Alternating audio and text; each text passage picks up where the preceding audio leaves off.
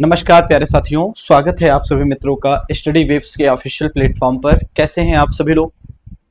आशा करते हैं आप सभी लोग स्वस्थ होंगे और अपनी तैयारी बढ़िया तरीके से कंटिन्यू कर रहे हो। दोस्तों, अगर हम आपसे बातचीत करें तो आज के दिन हम लोग डिस्कस करेंगे मूल अधिकार के बारे में। आप सबको पता है कि ये बहुत ही महत्वपूर्ण टॉपिक है सभी एग्जाम के लिए। आप चाहे किसी भी प्रकार का एग्जाम दे रहे हो, हर एग्जाम में जहां पर जीके जीएस वाला पोर्शन बनता है वहां पर मूल अधिकार इंपॉर्टेंट हो जाता है। तो सबसे पहली चीज, अगर हम आपसे बातचीत करें मूल अधिकार के बारे में, तो आपको पता है कि ये जो मूल अधिकार है ये Indian constitution and polity, Indian constitution and polity का एक टॉपिक है ना। संविधान एवं राज्य व्यवस्था का क्या है, एक टॉपिक है। तो चलिए हम शुरू करते हैं। आज के दिन हम मूल अधिकार को पढ़ने का प्रयास करते हैं और देखते हैं इस टॉपिक को हम कितना कवर कर पाएंगे। देखिए, अगर हम आपसे बातचीत करें मूल अधिकार, इनको मौलिक अधिकार भी कहा जाता है, फंडामेंटल राइट भी कहा जाता है। सबसे पहली चीज हम आपसे बात करते हैं तो ये भारत के संविधान के भाग 3 में, किसमें? भाग 3 में इनका विवरण दिया गया। जैसे आप लोगों ने पार्ट 1 पढ़ा, पार्ट 1 में क्या पढ़ा? संघ एवं राज्य क्षेत्र पढ़ा। भाग 2 में नागरिकता पढ़ी और भाग 3 हम लोगों का क्या है? फंडामेंटल राइट से संबंधित है या फिर मौलिक अधिकारों से संबंधित है। दूसरी, अगर हम आपसे बातचीत करें तो ये जो मूल अधिकार हैं ये संविधान के कितने अनुच्छेदों तक विस्तृत हैं? तो हम कहेंगे कि ये जो मूल अधिकार हैं ये आप देखोगे अनुच्छेद नंबर 12 से लेकर 35 तक क्या है, इनके बारे में उल्लेख करा गया। अनुच्छेद 12 से लेकर 35 तक का बताया गया है कि ये सारे अनुच्छेद किससे संबंध में होंगे? तो मूल अधिकार से संबंधित होंगे। तीसरा प्रश्न सबसे इंपॉर्टेंट कि भैया ये मूल अधिकार हमने कहां से लिए? तो जब हम आपसे बातचीत करते हैं मूल अधिकारों को या फिर फंडामेंटल राइट को भारत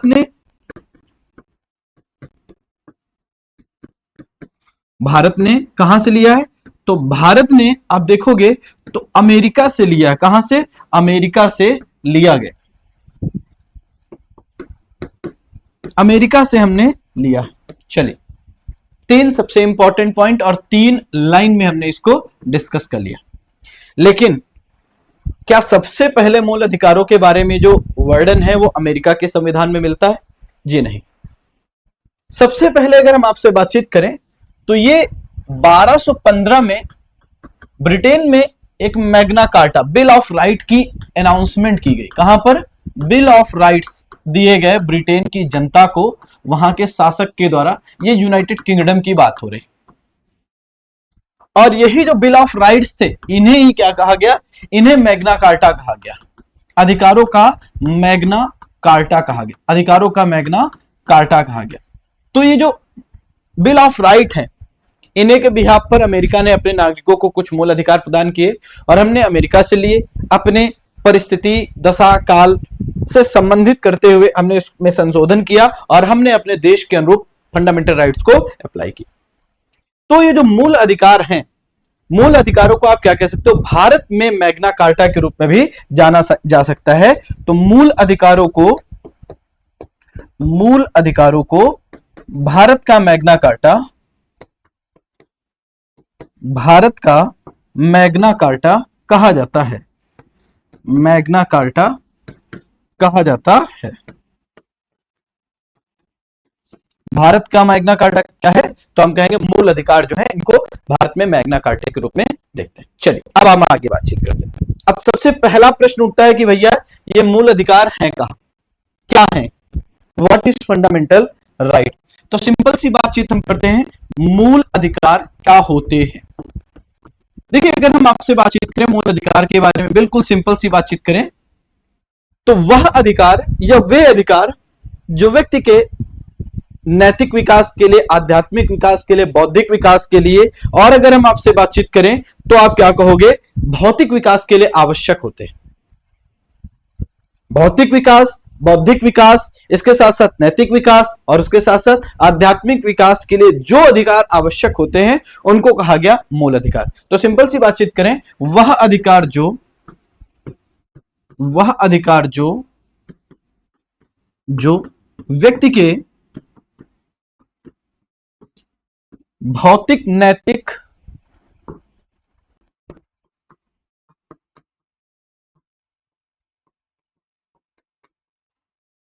आध्यात्मिक,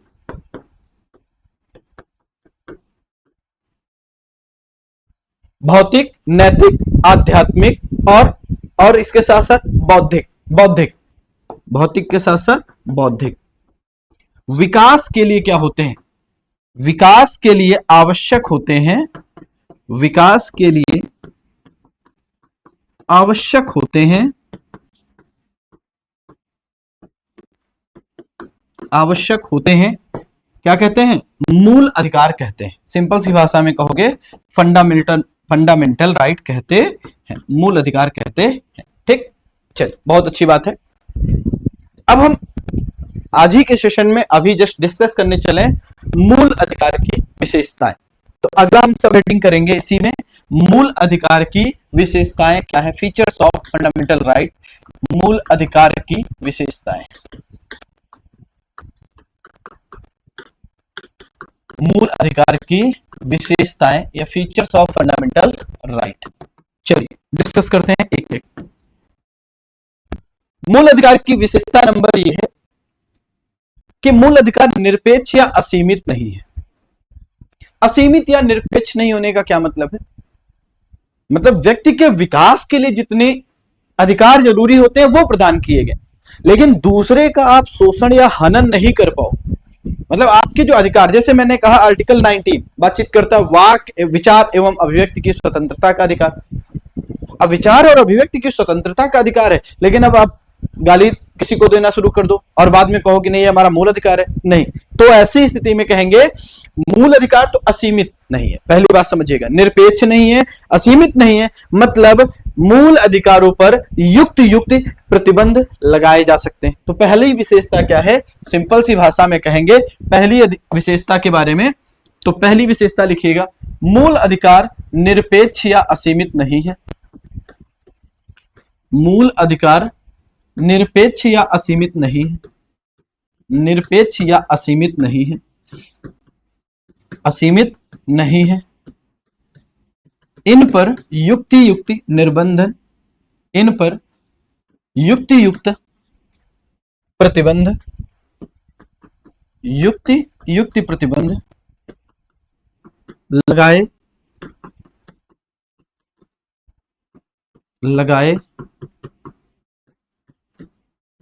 जाते या जा सकते हैं। ठीक, पहला स्पष्ट हुआ फीचर, पहला बिल्कुल स्पष्ट होना चाहिए, बिल्कुल आसान सी भाषा में हमने आपसे बात करी। हमने यहां पर आपसे कोई रॉकेट साइंस नहीं बोला, बिल्कुल कि भैया असीमित या निरपेक्ष नहीं है, एब्सोल्यूट नहीं है कि आपको जो अधिकार दिए गए हैं आप सोचिए कि नहीं वो फुल्ली है, पूरी तरीके से असीमित है, एब्सोल्यूट है ना। इन पर युक्ति प्रतिबंध क्या हो सकते हैं, लगाए जा सकते हैं। तो फीचर नंबर 2 के बारे में बातचीत करें तो हम कहेंगे कि फंडामेंटल राइट का जो स्वरूप है वो निगेटिव है, निषेधात्मक है। जैसे लिख लीजिए फिर समझाते हैं, मूल अधिकारों का स्वरूप, मूल अधिकारों का स्वरूप निषेधात्मक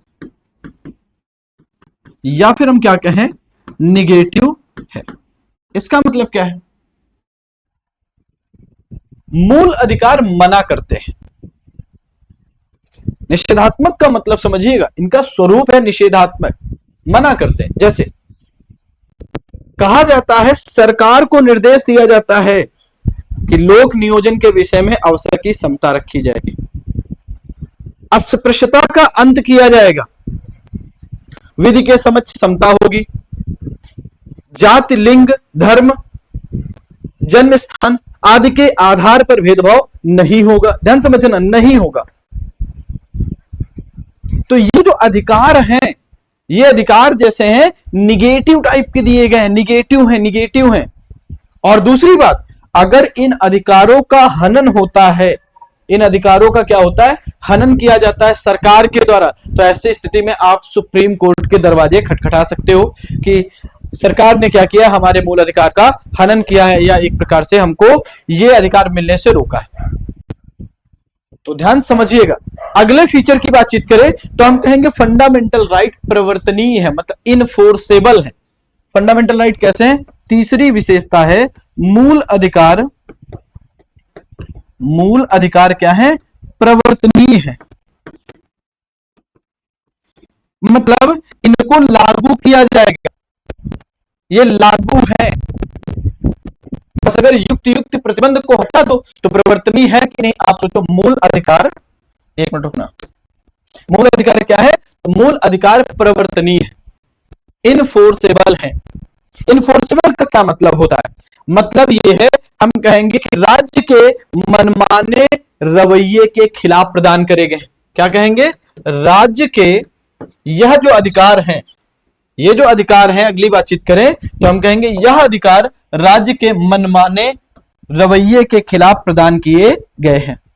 यह जो अधिकार हैं कैसे मिले हैं? तो राज्य के मनमाने रवैये के खिलाफ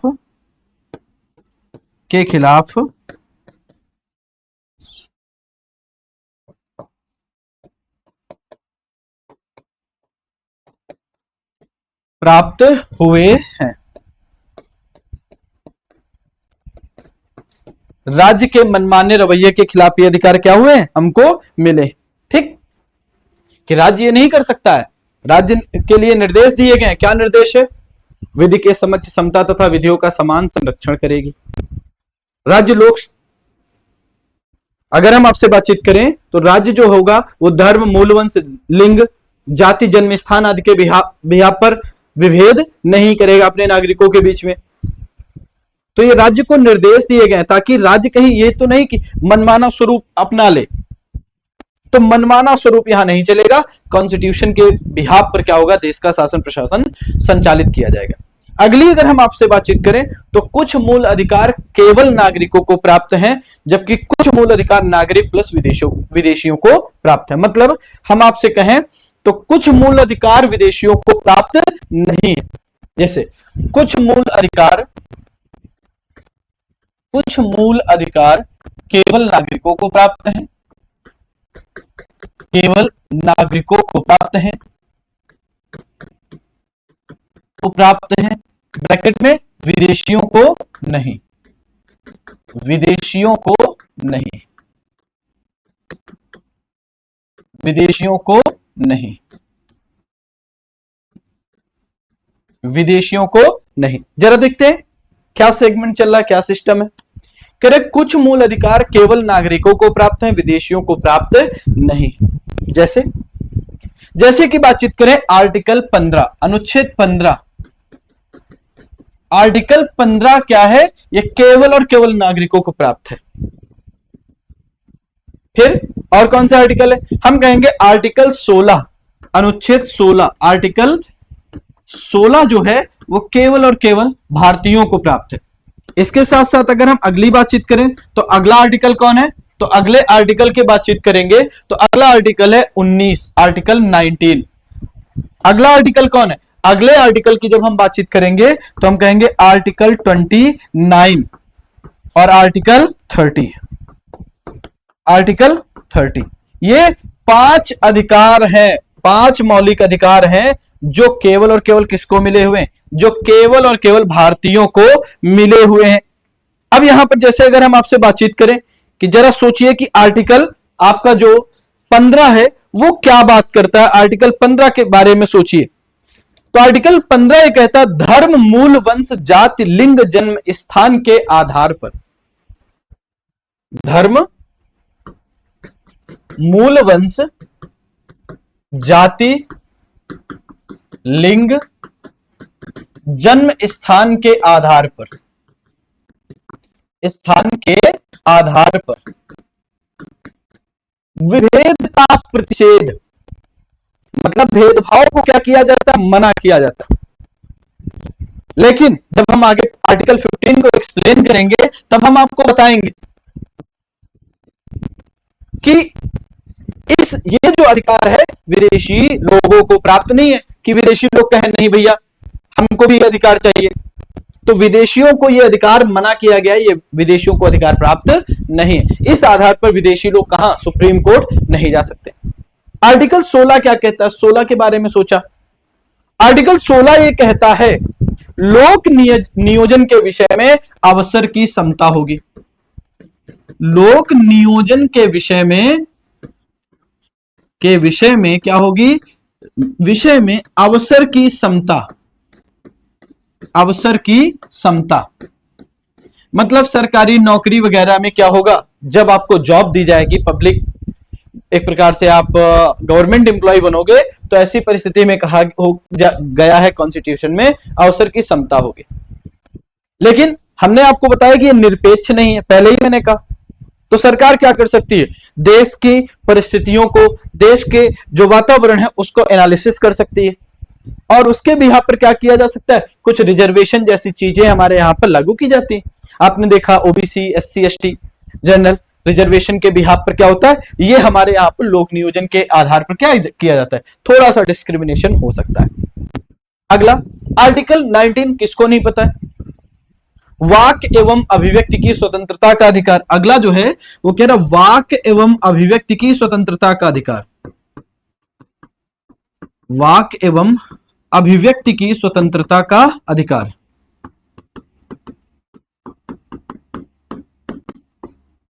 ये भारतीयों को मिला है, विदेशियों को नहीं। कि अब कोई पाकिस्तानी आकर उसको भी कहा जाए कि नहीं, उसको भी विचार अभिव्यक्ति की स्वतंत्रता का अधिकार, ना ना उसको नहीं मिला है।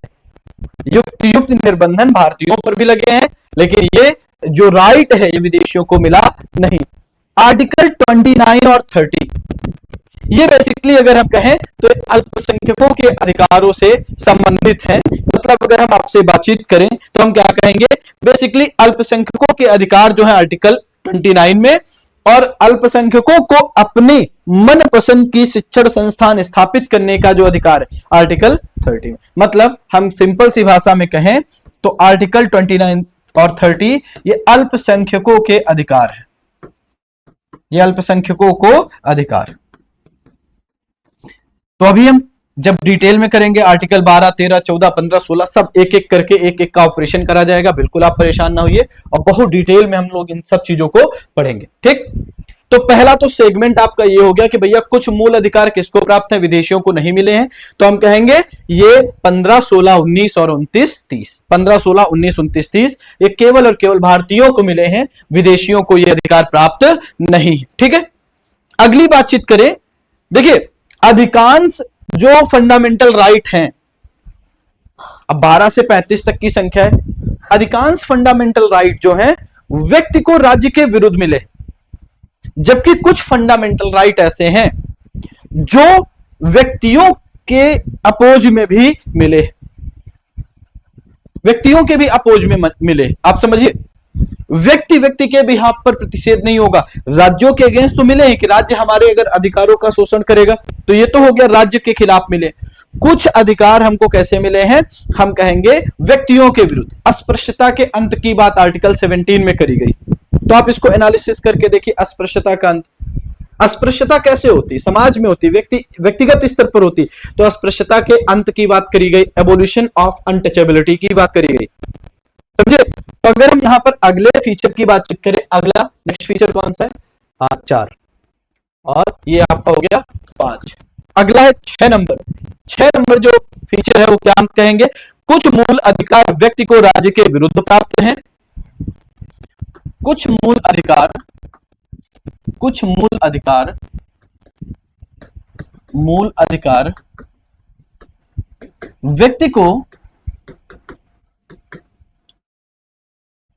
व्यक्ति को राज्य के विरुद्ध प्राप्त हैं, राज्य के विरुद्ध प्राप्त हैं, जबकि कुछ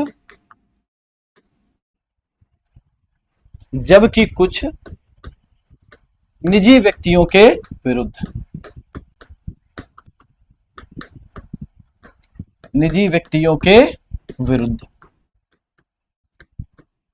मैक्सिमम जो है वो राज्य के विरुद्ध मिले हैं, और कुछ क्या है, तो हम कहेंगे कुछ जो है निजी व्यक्तियों के विरुद्ध भी मिले। जैसे जैसे राज्य के लिए क्या है, राज्य के लिए कहा गया आर्टिकल 15, आप सोचो, राज्य धर्म, मूल वंश, जाति, लिंग, जन्म स्थान के आधार पर विभेद नहीं करेगा, विभेद का प्रतिषेध करा गया है, आपने पढ़ा है ना। आर्टिकल 17 भेदभाव का यानी कि अस्पृश्यता के अंत की, अनटचेबिलिटी को एबॉलिश करा जाएगा। तो पहला वाला जो हो गया आर्टिकल 15 ये राज्य के विरुद्ध है, और दूसरा वाला 17 किसके, व्यक्ति, निजी व्यक्ति के विरुद्ध। तो आप चाहे तो आर्टिकल 15 लिख लो। आर्टिकल 15 में क्या कहा गया, अनुच्छेद 15 की बातचीत करें तो अनुच्छेद 15 में क्या कहा गया है, तो आप कहोगे राज्य धर्म मूल वंश जाति लिंग, धर्म मूल वंश जाति लिंग, जाति लिंग, जन्म स्थान के आधार पर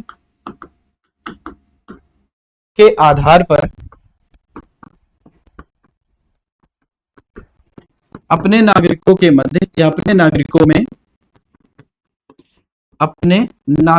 में भेदभाव नहीं करेगा, भेदभाव नहीं करेगा।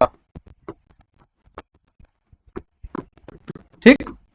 अगला आर्टिकल 17 अस्पृश्यता की अंत की बात करी, अस्पृश्यता का अंत की बात करी गई है कि हम क्या करेंगे, एबोलिशन ऑफ अनटचेबिलिटी, ये व्यक्ति के विरुद्ध मिले। ठीक है।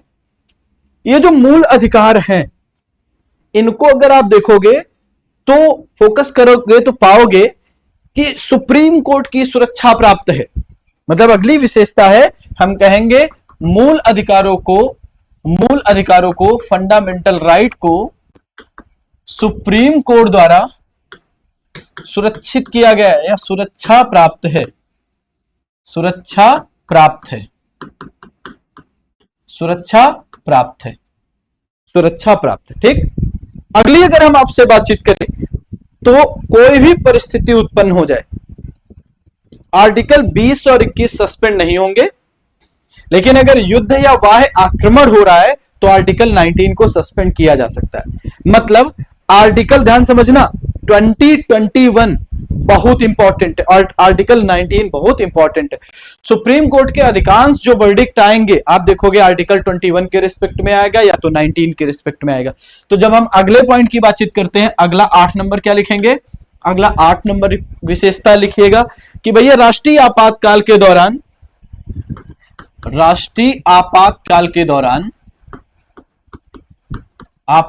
के दौरान नेशनल इमरजेंसी के दौरान अनुच्छेद 20 और 21 को छोड़कर, 20 और 21 को छोड़कर सभी अधिकार निलंबित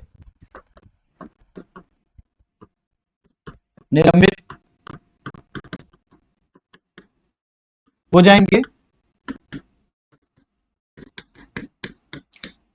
युद्ध या बाह्य आक्रमण के कारण लगे आपातकाल के दौरान, युद्ध या बाह्य आक्रमण के दौरान लगाए गए आपातकाल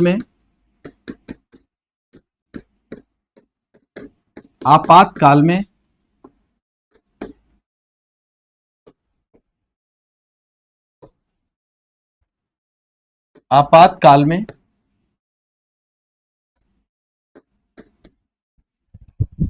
युद्ध या बाह्य आक्रमण के दौरान लगाए गए आपातकाल में अनुच्छेद 19 भी निलंबित हो जाएगा।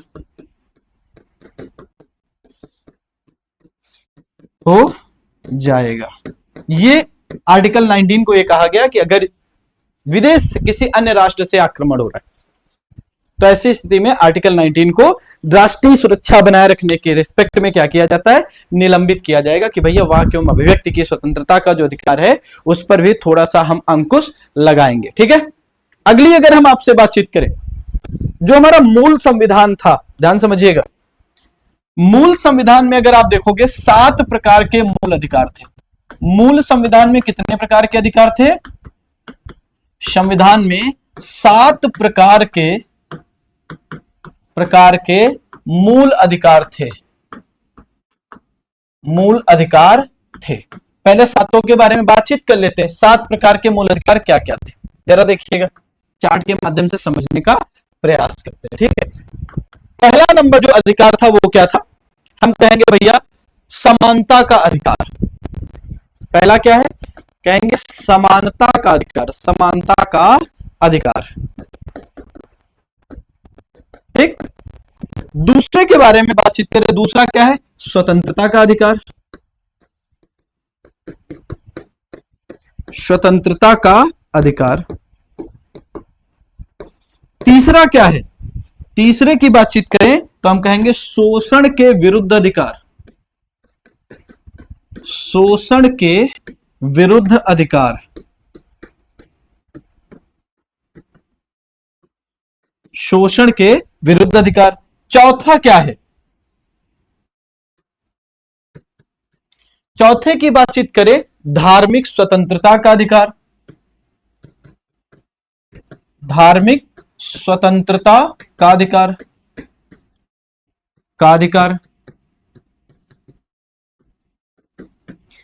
अगली बातचीत करें, अगला जो है 5 नंबर अधिकार क्या है, तो 5 नंबर अधिकार की बात करें तो हम कहेंगे भैया धार्मिक स्वतंत्रता के बाद अल्पसंख्यकों के अधिकार।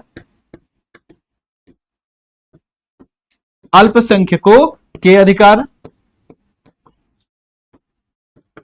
और नेक्स्ट के बारे में बातचीत करें, अगला जो है, अगला क्या है, अगला हम कहें छठा अधिकार क्या है, तो छठा अधिकार आप कहोगे संवैधानिक उपचारों के का अधिकार। संवैधानिक उपचारों का अधिकार। संवैधानिक उपचारों का अधिकार। और जो 7वां है उसको हम क्या कहेंगे, तो 7वां है संपत्ति का अधिकार। काले से लिख दे रहे हैं, संपत्ति का अधिकार। तो 7 हो गए संपत्ति का अधिकार। अब इसको हमने आखिरी में क्यों लिखा 7 नंबर को, ये जो संपत्ति का अधिकार है इसको 44वें संविधान संशोधन 1978 के द्वारा हटा दिया गया, समाप्त कर दिया गया और इसे कानूनी अधिकार, लीगल राइट बना दिया गया आर्टिकल 300 में डालकर। मतलब अगर हम कहें तो एक लाइन में अगर लिखना चाहें तो एरो बना के लिख लीजिएगा, 44वें संविधान संशोधन के द्वारा 44th कॉन्स्टिट्यूशन अमेंडमेंट एक्ट, संविधान संशोधन के द्वारा, और ये कब हो रहा है 1978 में, ठीक है, के द्वारा संपत्ति के अधिकार को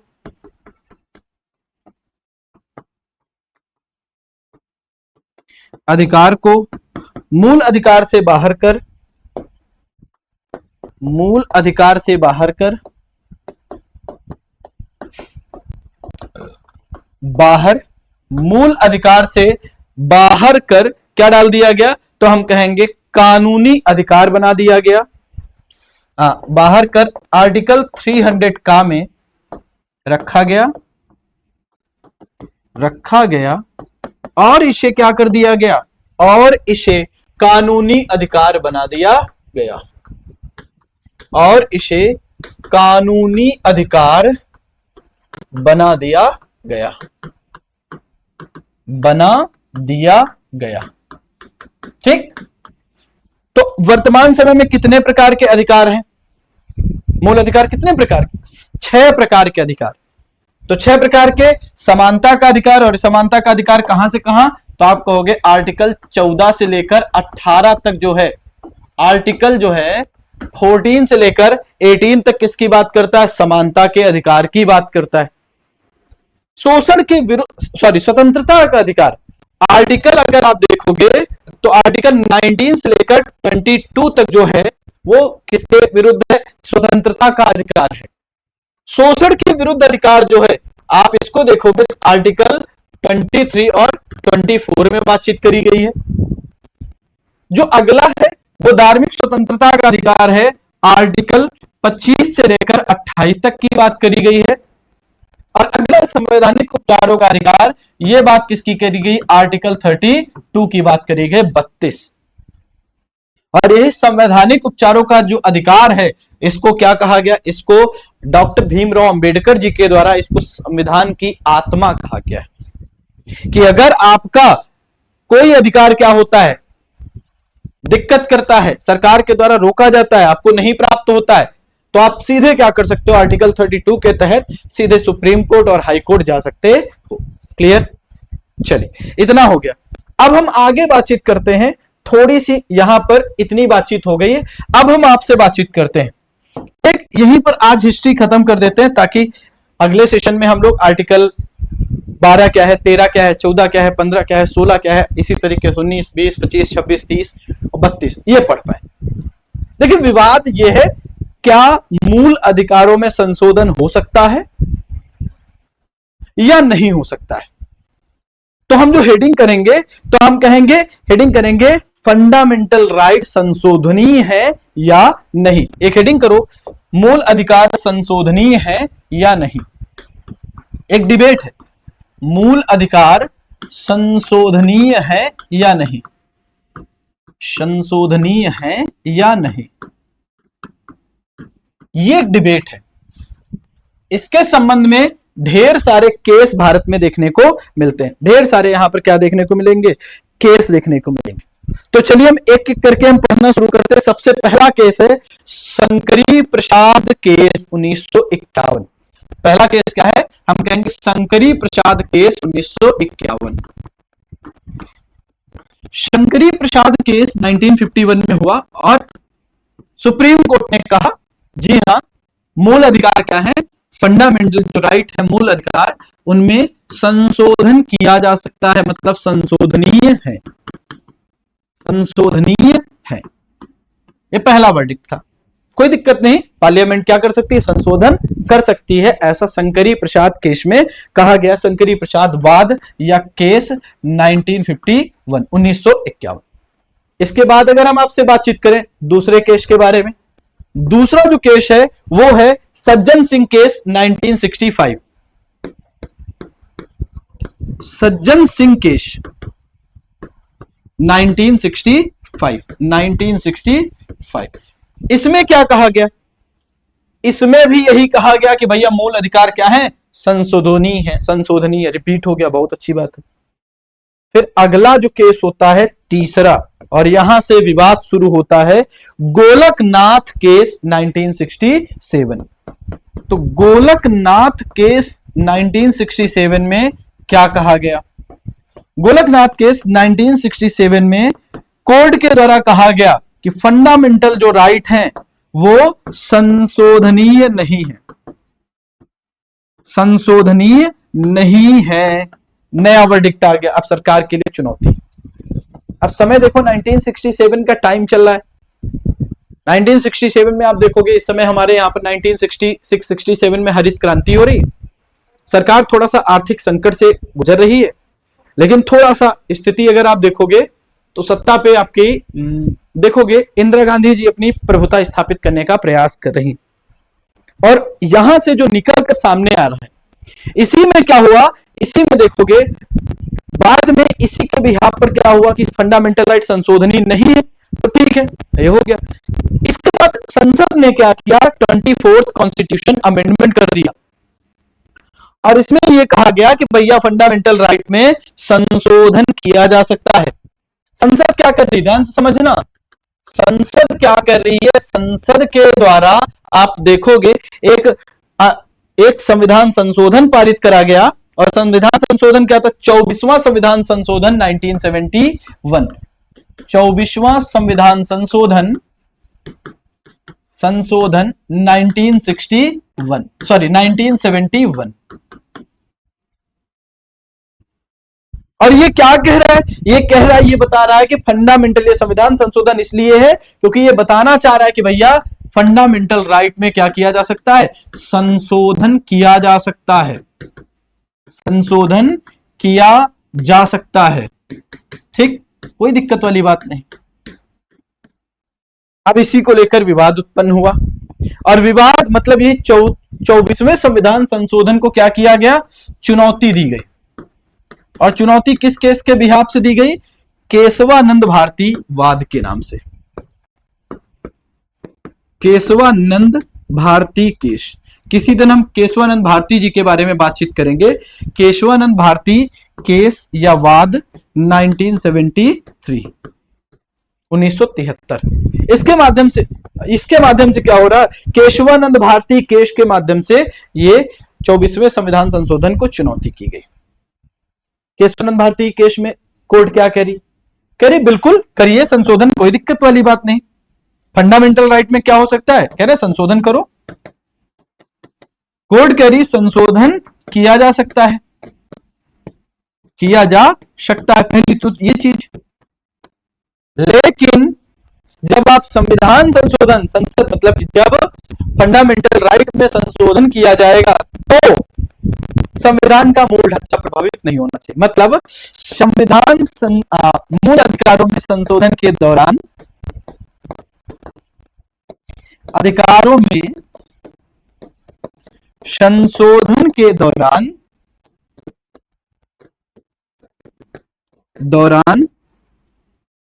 मूल ढांचा प्रभावित नहीं होगा। मूल ढांचे में परिवर्तन नहीं किया जा सकता है, परिवर्तन नहीं किया जा सकता है। ये वाला सेगमेंट निकलकर सामने आ गया, ठीक। और फिर इसी में अगर हम आपसे बातचीत करें, इसी केस के बाद एक और केस होता है जिसको आप कहते हो Minerva mills case 1980। Minerva mills case 1980। और ये वाला वर्डिक्ट रिपीटेशन है केशवानंद भारती का, और फंडामेंटल राइट की स्थिति वर्तमान समय में कैसी है ये एक्सप्लेन करता है। पहला, फंडामेंटल राइट में संशोधन हो सकता है। क्या कहता है, संशोधन किया जा सकता है, किया जा सकता है। बस क्या होना चाहिए, मूल ढांचा प्रभावित नहीं होना चाहिए। मूल ढांचे को ध्यान में रखते हुए, मतलब मूल ढांचे को प्रभावित ना करो, मूल ढांचे को ध्यान में रखते हुए। अब संशोधन कैसे होगा, कहते हैं रखते हुए, कहते हैं फंडामेंटल राइट में संशोधन विशेष बहुमत से होगा। किसके अनुसार, विशेष बहुमत से। तो अगला पॉइंट लिखिएगा, फंडामेंटल राइट में संशोधन विशेष बहुमत से होगा।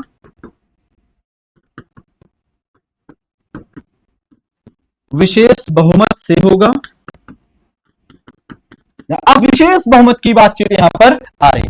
अब ये विशेष बहुमत क्या है, कह रहे हैं कि भैया उपस्थित और मतदान करने वालों का 2/3 जो कुल सदस्य संख्या के आधे से कम ना हो। इसका मतलब क्या है, उपस्थित और मतदान करने वालों का 2/3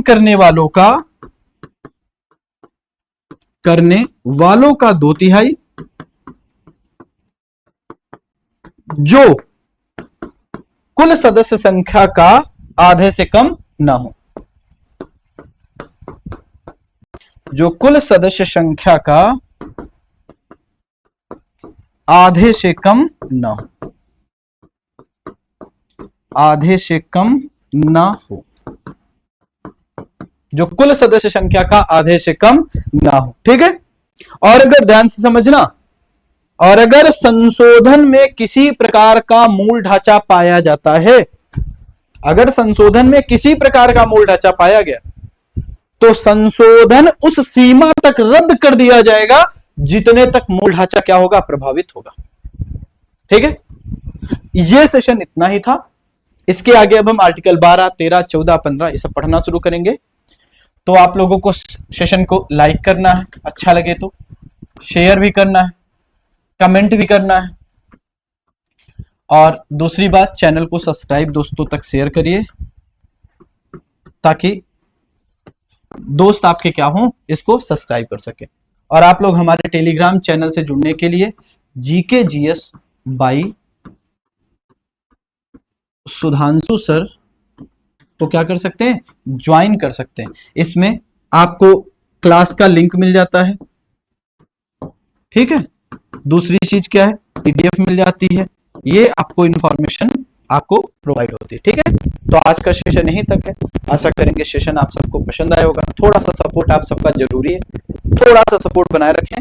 धन्यवाद सबको, थैंक यू सो मच सबको, नमस्कार।